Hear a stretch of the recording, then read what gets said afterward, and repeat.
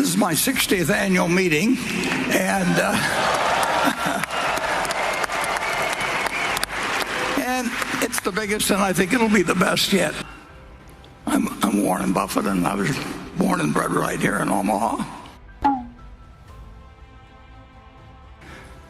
Trade can be an act of war, and I think it's led to bad things. Just the attitudes it's brought out in the United States. I mean, we should be looking to trade with the rest of the world, and we should do what we do best, and they should do what they do best. And I don't think it. That's what we did originally. I mean, we were good at producing tobacco and cotton 250 years ago, and we traded it. And we want a prosperous world with 8 countries with nuclear weapons, including a few that are what I would call quite unstable. I do not think it's a great idea to try and design a world where a few countries say, ha, ha, ha, we've won, and other countries are envious. So the main thing to do is not use, trade should not be a weapon. And the United States, we've won. I mean, we have become an incredibly important country, starting from nothing. 250 years ago, there's nothing been anything like it. And it's a big mistake, in my view, when you have 7.5 billion people that don't like you very well, and you got 300 million that are crowing in some way about how well they've done. And I don't think it's right, and I don't think it's wise. I do think that the more prosperous the rest of the world becomes, it won't be at our expense. The more prosperous we'll become, and the safer we'll feel, and your children will feel someday.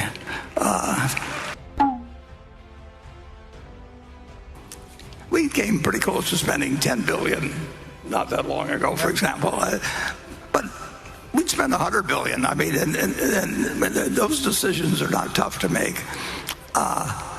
When something is offered that makes sense to us and that we understand and offers good value and where we don't worry about losing. And the one problem with the investment business is that things don't come along in an orderly fashion, and they never will. I mean, it isn't like every day. The long-term record is sensational, but that is not a product. And I've had 200 trading days times 80 years. It's 16 million trading days. It kind of, 16,000 trading days. It would be nice if every day you got 4 opportunities or something like that, and and they were expected to be equally attractive. If I was running a numbers racket, every day would have the same expectancy of that I would keep 40% of whatever the handle was, and so the only question would be is how much we transacted. But we're not running that kind of a business, and so we're running a business which is very, very, very opportunistic. And Charlie always thought I did too many things. He thought if we did about 5 things in our lifetime, we'd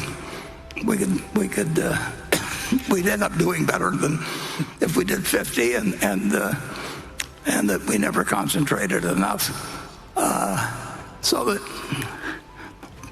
we would rather have, if we've got 335 billion now in treasuries, we would rather have conditions that are developed where we would have like 50 billion or something like that. But that just isn't the way the business works.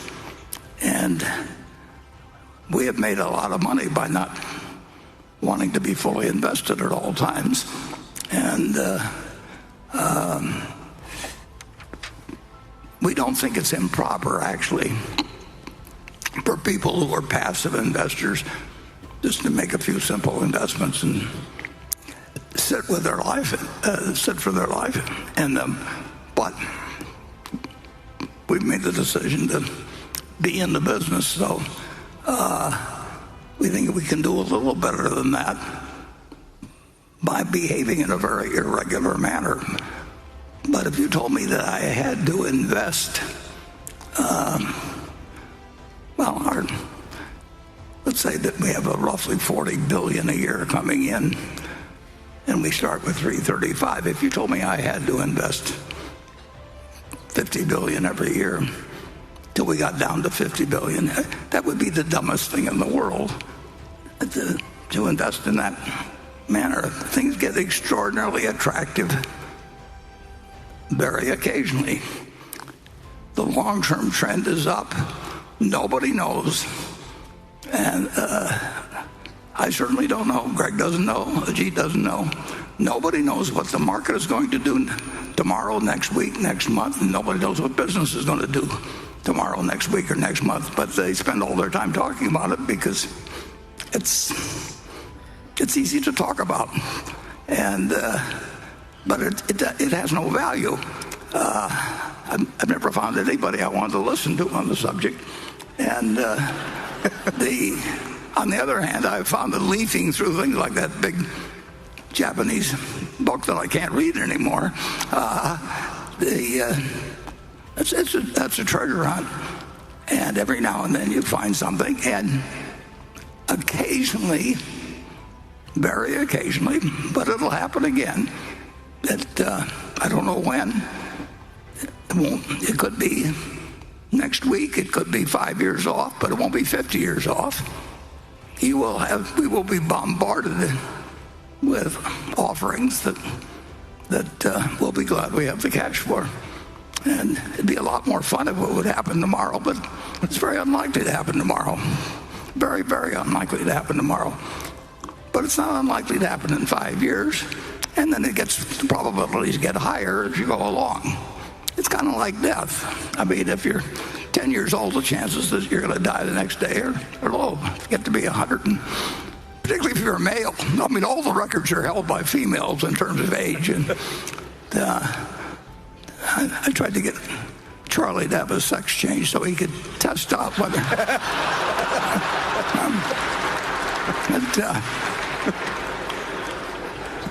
He did pretty well for being a male, I'll put it that way.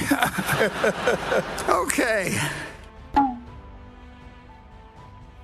Well, in respect to real estate, it's so much harder than stocks in terms of negotiation of deals, time spent, the involvement of multiple parties in the ownership. Usually when real estate gets in trouble, so you find out you're dealing with more than the equity holder. But there have been times when large amounts of real estate have changed hands at bargain prices, but usually stocks were cheaper, but they were a lot easier to do. So Charlie did more real estate. Charlie enjoyed real estate transactions, and he actually did a fair number of them in the last 5 years of his life. But he was playing a game that, and it was an interesting game to him. But I think if you'd asked him to make a choice when he was 21, he had to either be in stocks exclusively the rest of his life or real estate the rest of his life. He would have chosen stocks in a second. There's just so much more opportunity, at least in the United States. There's so much more opportunity that presents itself in the security market than it does in real estate. And in real estate, you're usually dealing with a single owner or a family that owns maybe a large property they've had a long time. Maybe they've borrowed too much money against it. Maybe the population trends are against them. But to them it's an enormous decision. When you walk down to the New York Stock Exchange, you can do billions of dollars worth of business totally anonymous, and you can do it in 5 minutes. And the trades are complete when they're complete. In real estate, when you make a deal, a big deal with a distressed lender, when you sign the deal, then you go into another phase. I mean, then people start negotiating more things, and it's a whole different game, and a different type of person, to some extent, enjoys the game.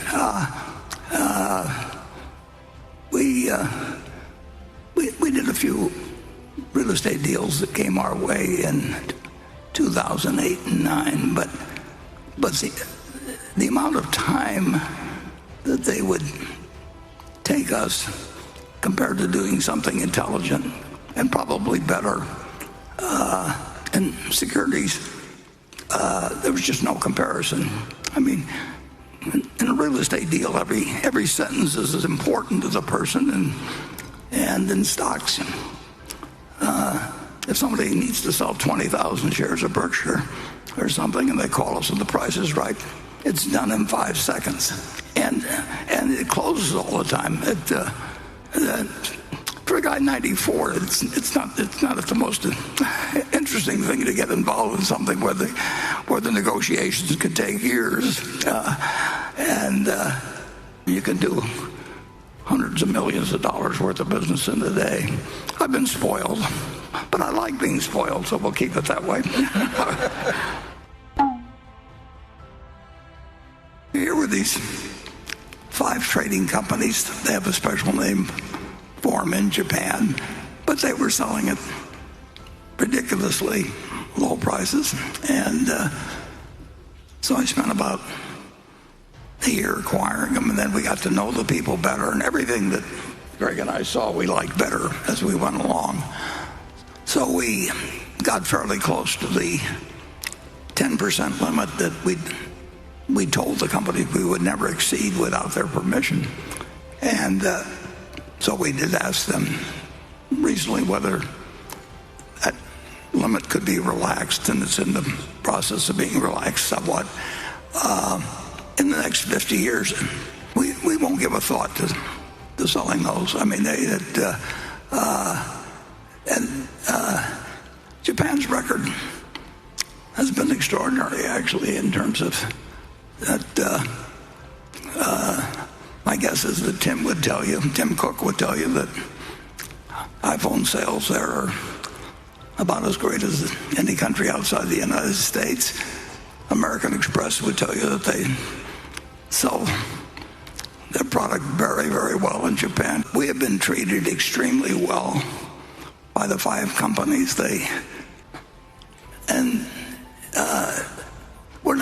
We don't have any intention in any way of trying to change what they've done because they do it very successfully, and we will not be selling any stock. I mean, it's Charlie always told me that having a few problems was good for me. I never quite understood that, but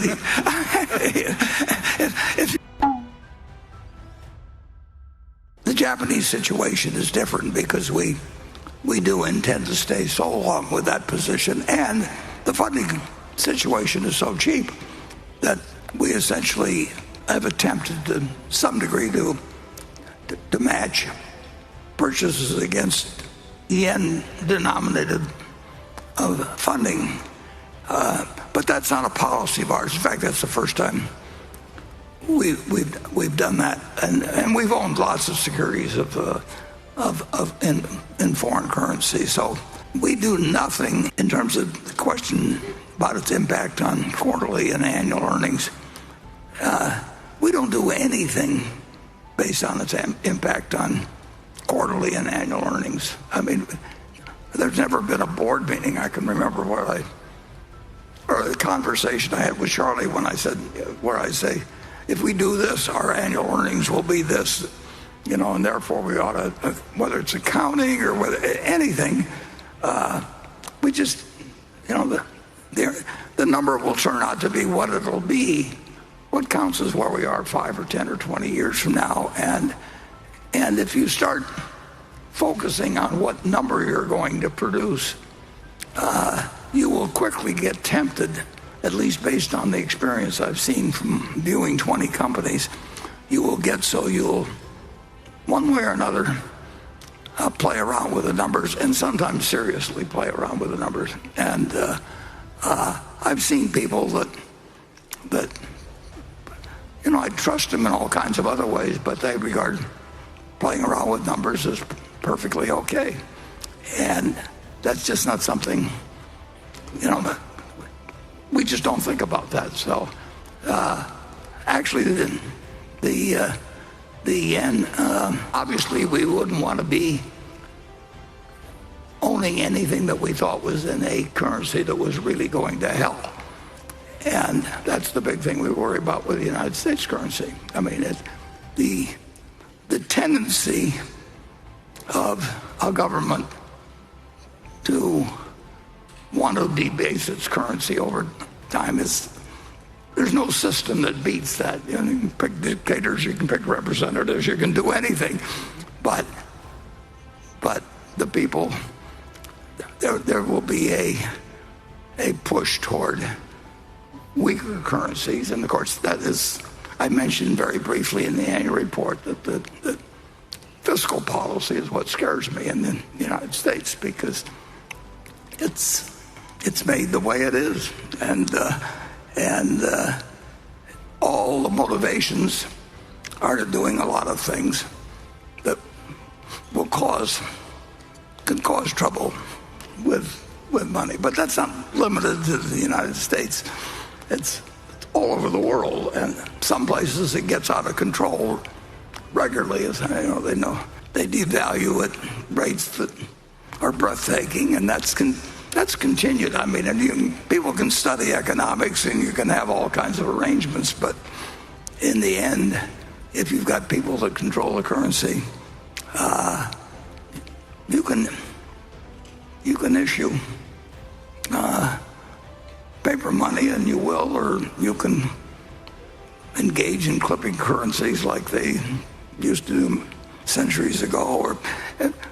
Then there will always be people, and it's the nature of their job. I'm not singling them out as particularly evil or anything like that, but the natural course of government is to make the currency worth less over time, and that's got important consequences. And it's very hard to build checks and balances into the system to keep that from happening. And we've had a lot of fun here in the last, either the first 100 days or the last 100 days, whatever you want to call it, watching what happens when people try to make sure that they aren't running fiscal risks. And that game isn't over, and it never will be over, in finality. If you look up and search the great inflations of post-World War II, it's just a list that goes on forever, and the same names keep popping up and everything. So the value of currency is a scary thing. We don't have any great system for beating that. We do in this particular Japanese position, because we expect to hold it for 50 or 100 years or more. And we will be owning something that's denominated in yen and easily predictable, and we'll just, as long as the carry on it is right and everything, we'll attempt to issue Japanese denominated liability. What has happened in the last 30, 45 days, 100 days, whatever you want to pick up, whatever this period has been, it's really nothing. There's been 3 times since we acquired Berkshire that Berkshire has gone down 50% in a fairly short period of time, 3 different times. Nothing was fundamentally wrong with the company at any time, but this is not a huge move. The Dow Jones average hit 381 in September of 1929. It got down to 42. So that's like going from 100 to 11. This has not been a dramatic bear market or anything of the sort. I mean, it was, like pointed out, if I've had 250 trading days a day, for however many years I've been old enough to trade stocks. I've got 17 or 18,000 days. There's been plenty of periods that just are dramatically different than this. I mean, when the day I was born, the Dow Jones was at 240.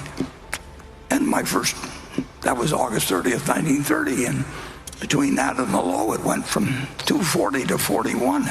I mean, so if people think that it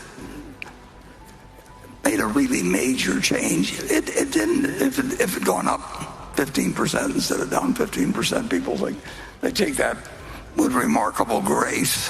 but if it makes a difference to you whether your stocks are down 15% or not, you need to get a somewhat different investment philosophy, because the world is not going to adapt to you. You're going to have to adapt to the world, and you will see a period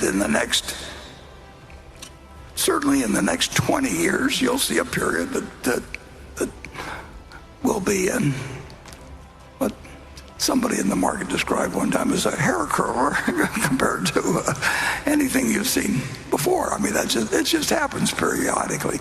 The world makes big mistakes, and surprises happen in dramatic ways, and the more sophisticated the system gets, the more the surprises can be out of right field. That's part of the stock market, and that's what makes it a good place to focus your efforts if you've got the proper temperament for it, and a terrible place to get involved if you get frightened by markets that decline and get excited when stock markets go up. I don't mean to sound particularly critical. I mean, I know people have emotions, but you got to check them at the door when you invest. I'm somewhat embarrassed to say that Tim Cook has made the Berkshire a lot more money than I've ever made Berkshire Hathaway. So credit should be given to him for. I knew Steve Jobs briefly, and Steve, of course, did things that nobody else could have done in developing Apple, but Steve picked out Tim to succeed him, and he really made the right decision. Steve died young, as you know, and nobody but Steve could have created Apple, but nobody could. But Tim could have developed it like it has. So on behalf of all of Berkshire, thank you.